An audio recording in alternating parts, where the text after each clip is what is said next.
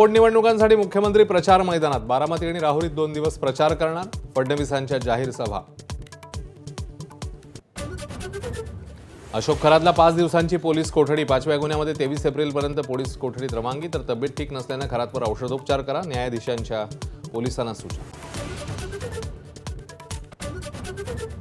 आरोपी Ayaan अहमदची परतवाड्याच्या cafe pizza हबमध्ये नेऊन चौकशी. कॅफे पिझ्झा हबमध्ये अनेक मुलींना भेटल्याची माहिती. तर पोलिसांकडून एकूण 10 जणांची चौकशी. यंदा जिल्हा परिषदांमधल्या शिक्षकांच्या बदल्यांना स्थगिती. जनगणनेच्या कामात खंड पडू नये म्हणून सरकारचा निर्णय.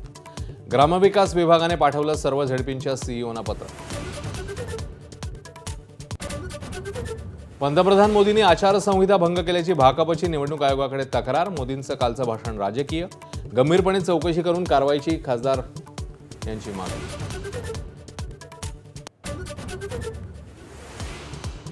नरेंद्र मोदी यांनीच देशाची माफी मागावी. संजय राऊत यांची मागणी. मोदींनी आचारसंहितेचा भंग केल्याचा आरोप. तर मोदींना खोटं बोलण्याचा राष्ट्रीय आजार जडल्याची टीका. राज्यामध्ये 20 ते 22 एप्रिल दरम्यान वादळी पावसाची शक्यता. पश्चिम महाराष्ट्र, खानदेश, मराठवाडा, विदर्भातल्या काही भागात पावसाचा अंदाज. काढणी केलेली पिकं सुरक्षित ठेवा. कृषी विभागाचं आवाहन. अक्षय्य तृतीयेचा आज शुभमुहूर्त. पुण्यातील दगडूशेठ गणपतीला आंब्यांची आरास. पंढरपुरातल्या विठ्ठलाला आमरसाचा नैवेद्य. तर सिद्धिविनायक मंदिर आणि शिर्डीमध्येही भाविकांची गर्दी.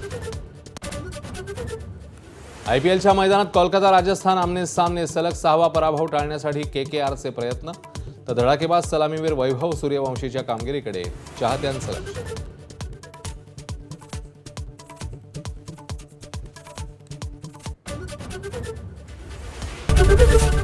एबीपी माझा, उघडा डोळे बघा नीट.